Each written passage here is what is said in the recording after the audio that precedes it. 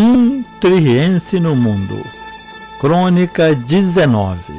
Um tririense no mundo está hoje em Paris, mas não a Paris de hoje, mas a de quase 110 anos atrás, em 23 de outubro de 1906, quando um brasileiro surpreendeu o mundo com o primeiro voo público do aparelho mais pesado que o ar, com meios próprios.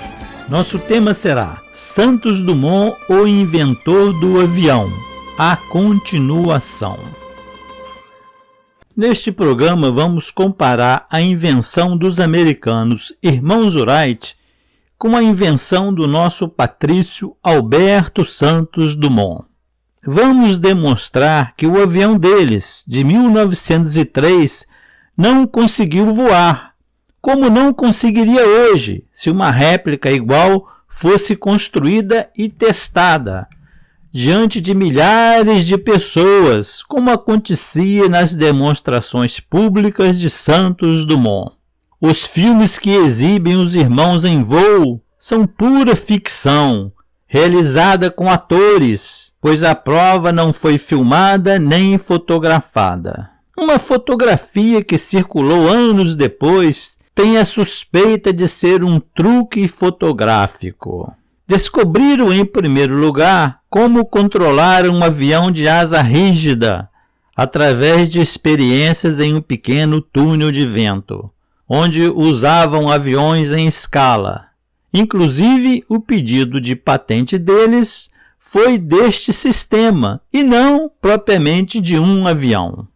Mas não podem ser considerados inventores, porque o seu invento, o avião de 1903, não era, como não é, capaz de voar. Para que uma pessoa seja considerada inventor, é preciso que o invento funcione, porque senão, qualquer pessoa que faça testes pode se considerar inventor, não é claro? O aparelho que testaram era construído de madeira e pesava 274 quilos e utilizava um motor a gasolina de apenas 12 cavalos que eles mesmos construíram. Vamos supor que o piloto tivesse o mesmo peso do pequeno Alberto Santos Dumont, ou seja, 50 quilogramas. A relação peso-potência seria 274 mais 50, que é igual a 324, dividido por 12, ou seja, 27 kg por HP, mais do que 3 vezes a relação de um moderno ultraleve, que usa fibra de carbono e motores aeronáuticos muito eficientes. Imagine, meu prezado ouvinte, se um motor equivalente ao de uma moto Honda 125 seria capaz de fazer voar um avião de madeira, pesando 324 quilos, sendo arrastada sobre a areia de uma praia. Por isso, os americanos nunca conseguem repetir a experiência que foi apenas relatada de 1903. Em 2003, quando do centenário do voo dos irmãos Wright, fizeram uma réplica e convidaram o então presidente americano George W. Bush para testemunhar o feito. Ele chegou, fez um discurso bonito e comovente, mas na hora do teste, mesmo usando rodinhas e uma pista de madeira sobre a areia, algo não relatado na experiência de 1903, o teste falhou vergonhosamente. Outras tentativas foram realizadas com igual insucesso. Nem precisavam ter feito. Com a relação peso-potência de 27 kg por HP, é fisicamente impossível voar. Uma vergonha nacional para os americanos, mas muito pouco divulgada. 3 anos depois, em 2006, quando das comemorações do centenário do voo do 14 bis, realizada em Brasília, mas sem a presença do então presidente da República, a réplica do 14 bis voou sem dificuldades, comprovando na prática que o fundamental é mesmo a relação peso-potência.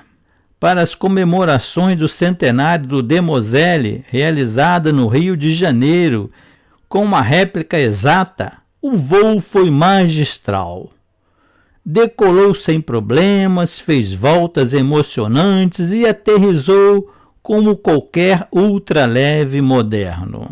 Os inventos do brasileiro Alberto Santos Dumont resistem às leis da física clássica, ou seja, às leis da natureza, muito mais justas do que as leis dos homens, sempre sujeitas a influências políticas. Em quem devemos confiar mais, meu prezado ouvinte? Na propaganda ou na física clássica? Como Alberto Santos Dumont publicava seus desenhos, considerando suas descobertas como domínio público, afinal de contas, ele era um homem rico. Logo, vários outros inventores o seguiam.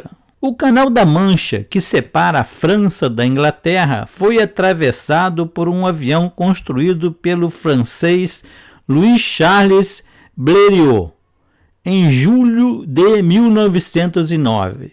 Ele era amigo de Santos Dumont. Alberto o felicitou em carta, afirmando: esta transformação da geografia é uma vitória da navegação aérea sobre a navegação marítima.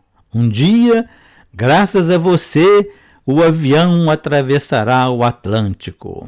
Blériot lhe respondeu: eu não fiz mais do que segui-lo e imitá-lo. Seu nome é para os aviadores uma bandeira. Você é nosso líder. 5 anos depois, na Primeira Guerra Mundial, que começou em 1914, todos os países envolvidos estavam usando aviões em combate.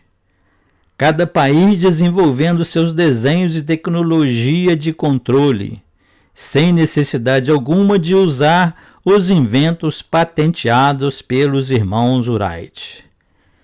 Em 1917, 11 anos depois do voo do 14 bis, a Rússia tinha um avião quadrimotor e o Barão Vermelho alemão aterrorizava os céus da Europa com seu triplano. Mas todos seguindo a máxima descoberta de Alberto, a importância da relação peso-potência para o voo. E é o que prevalece até hoje, razão pela qual os aviões modernos usam cada vez mais material sintético, com o objetivo de reduzir o peso e melhorar a relação peso-potência, como é o caso dos jatos da brasileira Embraer. Eu queria terminar este programa prestando um reconhecimento aos organizadores da festa da abertura da Olimpíada Rio 2016, por decidirem pela exibição da réplica do 14 bis, que foi vista por cerca de 3 bilhões de pessoas. 110 anos depois, é uma justa homenagem ao nosso querido Alberto Santos Dumont e um resgate da história, mesmo que desagradando aos todos poderosos vizinhos do hemisfério norte, que tem muito e renomados inventores em seu país, enquanto que o brasileiro teve de imigrar para realizar seu sonho, pois o Brasil era na época, como continua até hoje, resistente ao desenvolvimento próprio de inovações tecnológicas. Prefere comprar do que desenvolver. E eu afirmo isso com toda segurança pela experiência própria com os trens de levitação magnética. Portanto, medalha de ouro para os organizadores da abertura da Olimpíada Rio 2016. Você já sabe, para críticas e sugestões, Continue enviando mensagens para o endereço 13r.mundo@gmail.com. Triense no mundo.